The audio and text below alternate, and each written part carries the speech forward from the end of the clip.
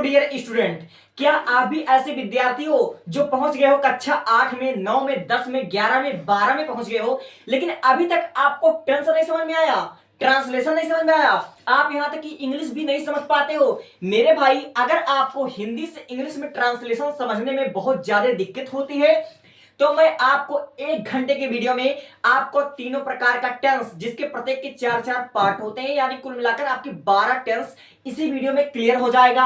अगर समझना चाहते हो तो इस वीडियो में अंत तक जुड़े रहना, ठीक है ना बच्चा पार्टी?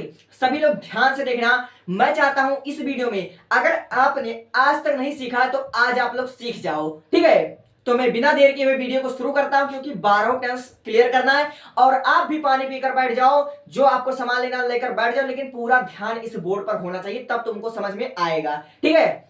शुरू करता हूं वीडियो को। देखो मेरे भाई, आज हम इस वीडियो में पढ़ाने वाले हैं आपको टेंस, जिसको हिंदी में कहते हैं काल, ठीक है? और ट्रांसलेशन भी हमको पढ़ाएंगे। आप सभी लोग जानते हो कि टेंस 3 प्रकार का होता है, एक होता है प्रेजेंट, एक होता है पास्ट और एक होता है फ्यूचर।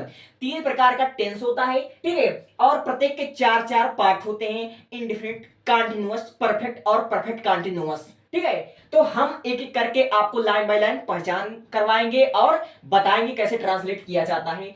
तो सबसे पहले आप लोग देखिए प्रेजेंट इंडेफिनिट टेंस, ठीक है? प्रेजेंट इंडेफिनिट टेंस क्या होता है, कैसे पहचाना जाता है? जिन वाक्यों के अंत में आपको ता है देखने को मिल जाए, ती है देखने को मिल जाए, ते है आदि शब्द देखने को मिल जाए, उसको हम कहते हैं प्रेजेंट इंडेफिनिट टेंस। और प्रेजेंट इंडेफिनिट टेंस की यही पहचान होती है, ठीक है? यही पहचान होती है, ठीक है? जैसे अगर आपके सामने यह एग्जाम्पल हो, अब अगर आप लोग अभी कक्षा 9 में पढ़ रहे हो, 11 में पढ़ रहे हो, 10 में पढ़ रहे हो या कक्षा 8 में पढ़ रहे हो, अगर आपको यही सब बनाने में दिक्कत होती है, वह अपने मित्र को एक पत्र लिखती है। इतनी छोटी सी बात अगर आप लोगों को समझ में नहीं आती है तो मैं बताता हूं आपको कैसे बनाना है। वह अपने मित्र को पत्र लिखती है। सबसे पहले अगर इस वाक्य को बनाना है, ट्रांसलेट करना है, तो आप लोग कुछ मत करना, वाक्य के पीछे देखिए कि अंत में दिया हुआ है ती है, ठीक है? वाक्य अंत में दिया हुआ है ती है। अभी मैंने आपको ऊपर बताया कि जिन वाक्यों के अंत में ता है, ती है, ते है आदि शब्द आते हैं, उन्हें कहते हैं प्रेजेंट इंडेफिनिट। प्रेजेंट इंडेफिनिट की पहचान यही होती है। तो आपको पता चल गया कि इन वाक्यों के अंत में ती है शब्द आया है, तो इसका मतलब यह कौन सा टेंस हुआ? यह हुआ हमारा प्रेजेंट इंडेफिनिट टेंस, ठीक है? अब इतना तो आपने पहचान लिया प्रेजेंट इंडेफिनिट टेंस है। अब इसको बनाने के लिए अब इसके बाद आपको जानना पड़ेगा कि इसमें सब्जेक्ट क्या है। सब्जेक्ट क्या होता है? जिसके बारे में कुछ कहा जाए वही सब्जेक्ट होता है। जैसे दिया है वह अपने मित्र को पत्र लिखती है, यानी कि किसकी बात हो रही है? वह बात हो रही है, और लिखती है उस लड़की की बात हो रही है, तो यहां पर सब्जेक्ट होगा वह। तो वह की अंग्रेजी होती है ही, मगर चूंकि यह हमारा जो लड़की है, ठीक है, या फीमेल है, इसके लिए आप लोग लगाओगे सी। सी हमारा क्या हुआ? सी हमारा है सब्जेक्ट, ठीक है? सी हमारा सब्जेक्ट है। अब देखिए लिखती है, यह हमारा प्रेजेंट इंडेफिनिट टेंस का अफर्मेटिव है, ठीक है? अफर्मेटिव सेंटेंस है, यह सकारात्मक वाक्य है। अब प्रेजेंट इंडेफिनिट टेंस को ट्रांसलेट करने के लिए आपको यह स्ट्रक्चर भी देखना जरूरी है। यह स्ट्रक्चर क्या है? यह स्ट्रक्चर है सब्जेक्ट प्लस वर्ब, और वर्ब में हमको ई या फिर ईएस लगाने हैं, मगर कब? जब हमारा सब्जेक्ट सिंगुलर हो, एक वचन करता हो, जैसे ही, सी, इट, ठीक है? जब वह हो, यानी कि एक व्यक्ति की बात हो, एक वचन करता हो, तो हमको वर्ब में यस या एस लगाना है, ठीक है? सब्जेक्ट प्लस वर्ब, वर्ब में यस या ईएस प्लस इसमें लगाना है ऑब्जेक्ट प्लस अदर वर्ड, ठीक है? तब इस स्ट्रक्चर के अनुसार हमने सब्जेक्ट लिख दिया, अब हमको लगाने हैं वर्ब। तो वर्ब हमारा क्या है? वर्ब हमारा है लिखती है, ठीक है? लिखती है, लिखना हमारा है वर्ब, तो यहां लिखोगे राइट, ठीक है? WRITE, right. अब देखो इसमें ई या ईएस, यस या ईएस लगाओगे, क्यों? क्योंकि जो हमारे वह है वह एक वचन करता है, इसलिए यहां पर लगा दोगे यस, ठीक है?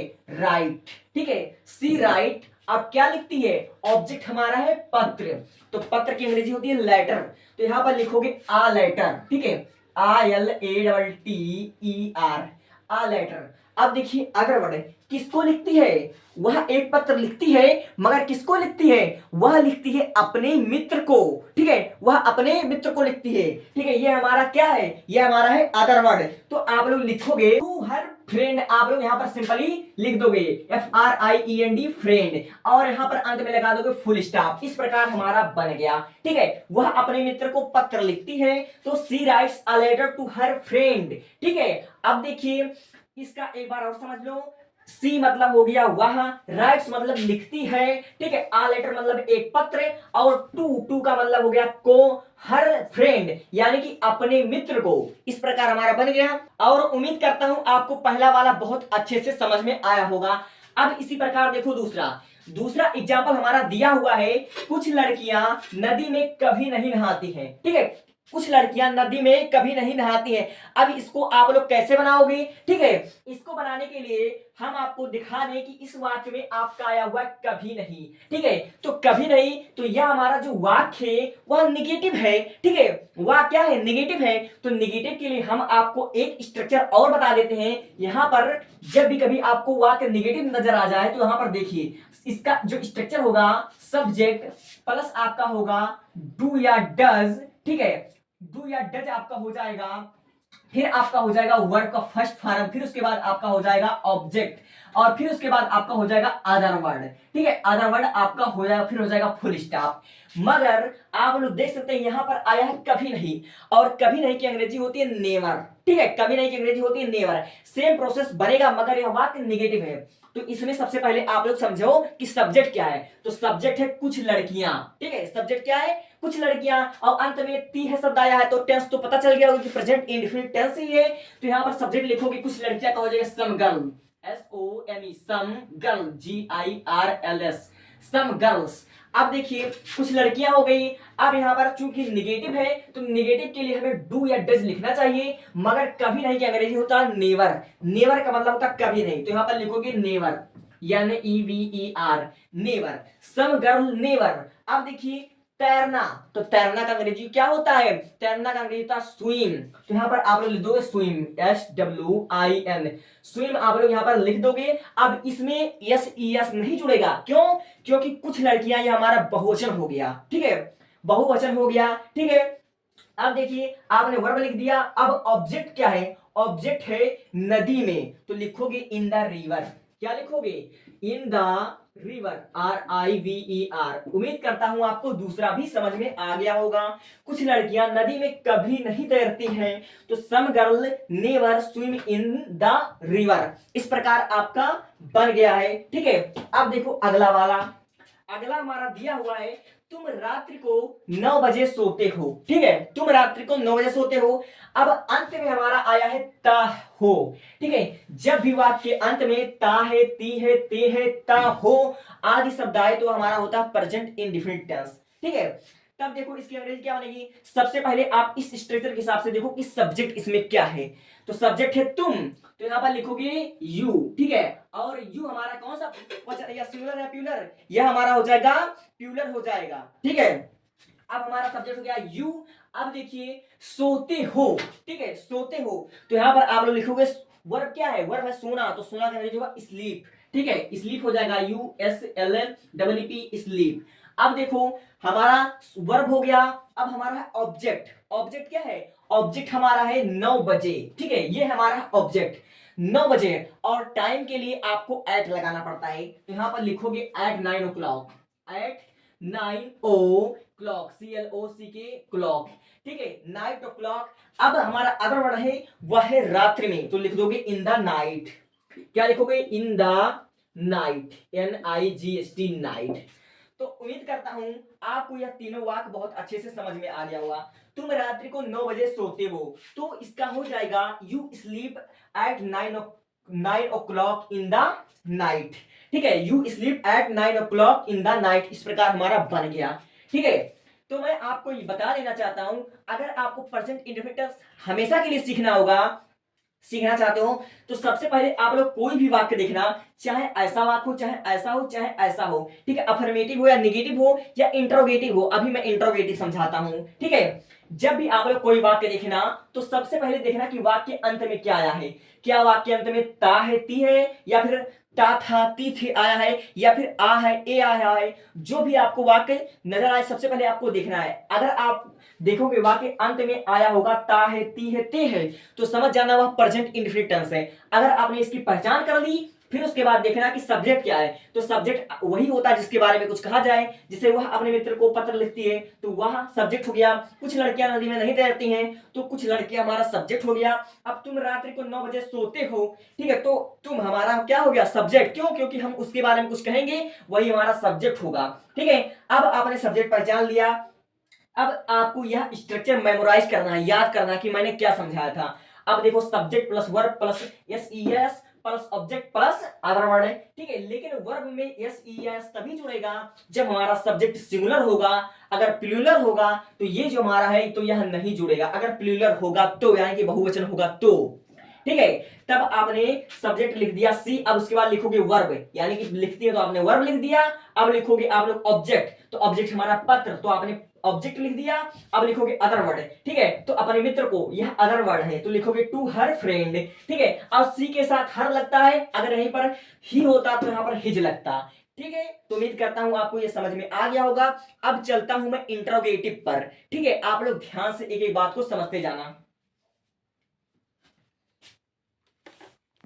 अब देखिए इंट्रोगेटिव को। ठीक है, इंट्रोगेटिव को देखिए। अगर आपके सामने इंट्रोगेटिव वाक्य कुछ इस प्रकार का हो, जैसे क्या मोहन प्रतिदिन विद्यालय जाता है। ठीक है, आपने इस वाक्य को पढ़ा। अब जरा दूसरे वाक्य को पढ़िए, वे किस कक्षा में पढ़ते हैं, और तीसरे वाक्य पढ़िए, तुम रोज किसके साथ घूमते हो। ठीक है, आप लोग देख सकते हैं जो हमारा क्वेश्चन वर्ड है, जो हमारा प्रश्नवाचक वाक्य है, वह दो प्रकार का होता है। एक वह होता है जो क्या, जो प्रश्नवाचक शब्द से शुरू होता है, और एक दूसरा वाक्य वो होता है जिसमें प्रश्नवाचक शब्द बीच में आया हो। ठीक है, अब आप लोग देख सकते हैं कि जो हमारा इंट्रोगेटिव होता है वह दो प्रकार का होता है। एक होता है हमारा हेल्पिंग वर्ब टाइप का क्वेश्चन वर्ड, और एक होता है डब्ल्यूएच फैमिली यानी कि क्वेश्चन वर्ड टाइप का प्रश्न। ठीक है, तो इन दोनों को बनाने के लिए दो दो स्ट्रक्चर आपको जानना जरूरी है। देखिए, पहला वाला स्ट्रक्चर है डू या does plus subject plus verb का first form plus object plus other word, फिर उसके बाद आपको लगाने क्वेश्चन वर्ड।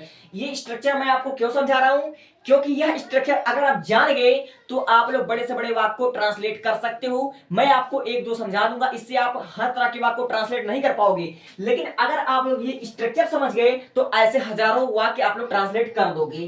ठीक है, अब दूसरा स्ट्रक्चर देखो।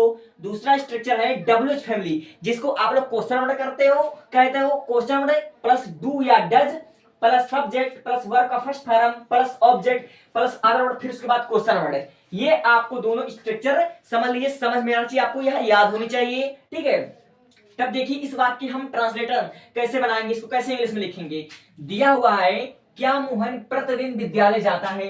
अब इसको आपको ट्रांसलेट करना है, तो सबसे पहले वाक्य अंत में देख लेना बाबू, तो वाक्य अंत में आया है ता है। ठीक है, अब जब वाक्य अंत में ता है, ती है, ते है आदि शब्द आए तो वह प्रेजेंट इंडेफिनिट टेंस कहलाता है। ये आप लोग जान गए हो, लेकिन यहाँ पर प्रश्न पूछने का कार्य हुआ है और अंत में प्रश्नवाचक चिन्ह लगा हुआ है, तो पता चला कि यह हमारा इंट्रोगेटिव है। ठीक है, इंट्रोगेटिव है, तो इसके लिए क्या की अंग्रेजी हम लोग व्हाट नहीं लिखेंगे।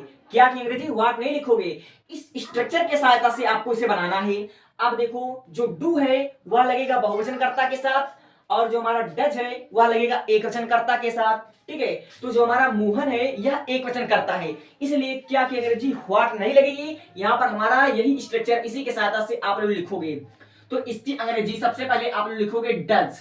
ठीक है, यहां पर आप लिखोगे डज, तो डू या डज हमारा हो गया। उसके बाद लिखोगे सब्जेक्ट, तो सब्जेक्ट क्या है, सब्जेक्ट मोहन है, क्योंकि मोहन के बारे में कुछ कहा जा रहा तो सब्जेक्ट हमारा मोहन, और मोहन हमेशा कैपिटल लिखोगे।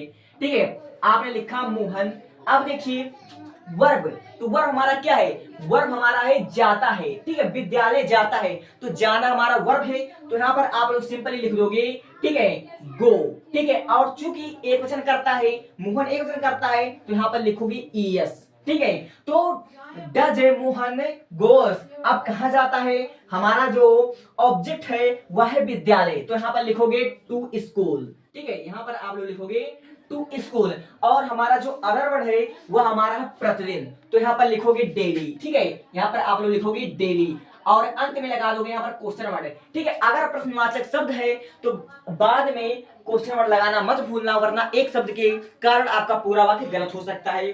तो आपने देखा क्या मोहन प्रतिदिन विद्यालय जाता है, इसकी अंग्रेजी बना does Mohan goes to school daily. ठीक है, इस प्रकार आपका यह वाक्य बन गया और उम्मीद करता हूं ये वाला आपको समझ में आया होगा। ठीक है, चूंकि यह हेल्पिंग वर्ब टाइप का था इसलिए यह आसान था। ठीक है, अगर ऐसे कुछ और एग्जांपल्स हो, जैसे क्या राम बिस्किट खाता है, तो इसका अंग्रेजी क्या हो जाएगा, डज राम ईट्स बिस्किट। इस प्रकार हमारा हो जाएगा। आप अपने मन में कोई भी वाक्य लीजिए और इस स्ट्रक्चर के हिसाब से उसको ट्रांसलेट करना शुरू कर दें। अगर आप लोग ऐसे ऐसे प्रैक्टिस करोगे तो आपको आसानी से आने लगेगा। अब देखिए दूसरा वाला वाक्य, दूसरा वाला हमारा जो वाक्य है वह दिया हुआ है वे किस कक्षा में पढ़ते हैं। ठीक है, वे किस कक्षा में पढ़ते हैं, अंत में हमारा आया है ता है। जिन वाक्य के अंत में ता है ते हैं शब्द आए वह कौन सा टेंस होता है, वह होता है हमारा प्रेजेंट इंडेफिनिट टेंस। और चूंकि प्रश्नवाचक शब्द बीच में आया हुआ है इसलिए यह इंट्रोगेटिव है। ठीक है, यह हमारा कौन सा इंट्रोगेटिव है। अब इसको बनाने के लिए सबसे पहले इस स्ट्रक्चर को ध्यान से देखो। इस स्ट्रक्चर में हमारा दिया हुआ है WH फैमिली, जिसको आप लोग क्वेश्चन वर्ड बोलते हो। तो क्वेश्चन वर्ड क्या है, सबसे पहले आप लोग क्वेश्चन वर्ड इसकी अंग्रेजी लिखोगे जो हमारा प्रश्नवाचक शब्द है, तो लिखा है किस कक्षा। जब भी आपको ऐसे वर्ड देखने को मिल जाए, किस कक्षा, किसके साथ, कौन सी किताब, कौन सी पुस्तक, कौन सी कलम, तो इन दोनों की अंग्रेजी हम एक साथ लिखते हैं। ठीक है, एक साथ इसकी अंग्रेजी लिखोगे। दिया हुआ है वे किस कक्षा में पढ़ते हैं, तो सबसे पहले इन दोनों की अंग्रेजी आप लोग लिखोगे क्वेश्चन वर्ड के रूप में। तो क्या लिखोगे, विच क्लास। ठीक है, लिखोगे विच क्लास। ठीक है, यहां पर आप लोग लिखोगे विच क्लास। ठीक है, अब वे जो हमारा है वे हमारा बहुवचन, इसलिए यहां पर आप लोग लगाओगे डू। तो सिंपल यहां पर लिखोगे आप लोग डू। अब फिर उसके बाद देखिए हमारा इसके बाद लगाना है आपको सब्जेक्ट। तो सब्जेक्ट हमारा है वे, तो वे की अंग्रेजी आप लोग लिखोगे डे। सिंपली आपने यहां पर वे की अंग्रेजी लिख दिया दे। ठीक है, यहां पर आप लोग लिख दोगे दे। अब हमारा देखिए सब्जेक्ट हो गया, अब लिखोगे आप लोग वर्ब। तो वर्ब हमारा है पढ़ते हैं। अब देखिए पढ़ना का दो अंग्रेजी होता है, एक होता है रीड, रीड मतलब भी पढ़ना होता है, और दूसरा हमारा था स्टडी। लेकिन अगर वह कक्षा में पढ़ रहा है तो वह प्रतिदिन पढ़ेगा, डिसिप्लिन के साथ एक साल उसको पढ़ना पड़ेगा, इसलिए यहाँ पर स्टडी का प्रयोग करेंगे। तो यहाँ पर आप लोग लिखोगे स्टडी, STUDY स्टडी। ठीक है, इस प्रकार हमारा बन गया और अंत में लगा दोगे आप लोग क्वेश्चन वर्ड। ठीक है, वे किस कक्षा में पढ़ते हैं, तो which class do they study, इस प्रकार हमारा बन जाएगा। अब आप लोग देखिए अगला एग्जांपल, तुम रोज किसके साथ घूमते हो।